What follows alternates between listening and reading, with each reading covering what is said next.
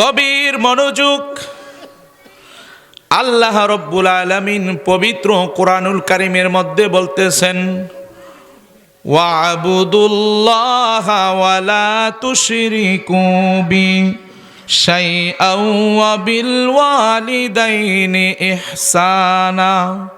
জবানটা খুলে বলেন আল্লাহু আকবার। এই ঘোষণাটা কার? আরো জোরে বলেন, এই ঘোষণা কার?